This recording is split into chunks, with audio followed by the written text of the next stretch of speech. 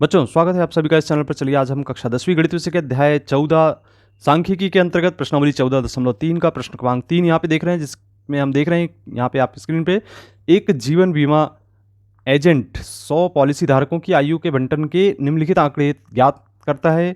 माध्यक आयु परिकलित कीजिए। यदि पॉलिसी केवल उन्हीं व्यक्तियों को दी जानी है जिनकी आयु 18 वर्ष या उससे अधिक हो परंतु 60 वर्ष से कम हो। तो बच्चों, जैसा कि आप स्क्रीन पे देख रहे हैं, यहाँ पे आयु वर्षों में दी गई है, 20 से कम, 25 से कम। तो यहाँ पे 20 और 25 5-5 का अंतराल आपको दिया गया है। और इसी तरीके से जो पॉलिसी धारकों की संख्या है वो 2, 6, 24, 45, 78, 79, 92, 98 और 100 है। तो ये क्रमशः आपको संचयी बारंबारता ज्ञात है। तो हम जो आवृत्ति बंटन है कुछ इस प्रकार से हमें इसे बनाना होगा और यहाँ पे हमें 5-5 के अंतराल में वर्ग अंतराल लेकर चलना होगा। तो इस प्रकार से हम कुछ इस प्रकार से आवृत्ति बंटन को बना सकते हैं। यहाँ पे 15 से 20, 20 से 25, 25 से 30 से लेकर यहाँ पे 60 से कम की बात होती है तो 55 से 60 तक आपको लेना है।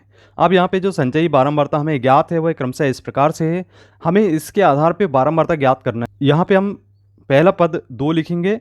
इसके बाद आप देख रहे हैं 6 में से 2 घटाएंगे तो यहाँ पे हमें 4 प्राप्त होता है, तो हम यहाँ पे 4 लिख देते हैं। इसके बाद 24 में से 6 कम करेंगे तो जो अगला पद प्राप्त होगा वो होगा 18। इसके बाद हम 45 में से 24 को कम कर देते हैं, घटा देते हैं, तो यहाँ पे 21 प्राप्त हो जाता है। और 78 में से 45 घटा के यहाँ लिखेंगे तो यहाँ पे आपका 33 आएगा। और यहाँ पे 89 में से 78 को कम करते हैं तो यहाँ पे 11 प्राप्त हो जाता है। और 92 में से 79 कम करते हैं, 89 92 में से 89 कम कर देते हैं तो यहाँ पे आपको प्राप्त हो जाता है 3 के बराबर। और 98 में से 92 कम करते हैं तो 6 के बराबर प्राप्त होता है। और 100 में से 98 कम करते हैं तो 2 प्राप्त हो जाता है। तो इस प्रकार से हम बारंबारता की जो सारणी है वह प्राप्त कर लेते हैं। इसके आधार पे हम अब यहाँ पे माध्यक की गणना करेंगे। तो यहाँ चूंकि आप देख रहे हैं कि जो बारंबारता का कुल योग प्राप्त हो रहा है, यहाँ पे आप योग ज्ञात कर लें तो ये जो कुल योग है आपका वह प्राप्त हो रहा है 100 के बराबर। चूंकि आपको ज्ञात है 100 पॉलिसी धारक, इसलिए यहाँ पे 100 ज्ञात होगा। और ये अंत में यहाँ पे 100 भी दिख रहा है आपको। तो इस प्रकार से जो n का मान है वह 100 होगा। तो हम यहाँ पे देखते हैं कि जो n का मान है आपके 100 के बराबर है, तो n बराबर चूंकि 100 है इसलिए यहाँ पे आप n/2 का मान ज्ञात करेंगे तो 100 में आपको 2 का भाग देना होगा। और 2 का जैसे ही भाग देते हैं तो 2 पंचे 10 और 2 शून्यम शून्य। इसके तात्पर्य है कि n/2 का मान 50 के बराबर प्राप्त होगा। तो जो 50वां पद है, यहाँ पे जो 50 प्राप्त हुआ वो 50वां पद चूंकि माध्यक के मान के बराबर होगा तो यहाँ पे 50, यहाँ पे आप देखिए माध्यक प्राप्त हो रहा है। तो यहाँ पे आप 45 के बाद 78 आ रहा है, तो 78 में आपका ये 50 लाई करता है। तो यहाँ पे आप देख रहे हैं कि इसको हमें ध्यान रखना है कि यहाँ पे 50 आएगा तो इसके ऊपर वाला पद यहाँ पे CF का मान होगा और इसके सामने वाला पद आपका F का मान होगा यह है। और इसके सामने आप चले जाएँ तो ये जो वर्ग अंतराल है इसे हम ध्यान देंगे 35 से 40 के रूप में।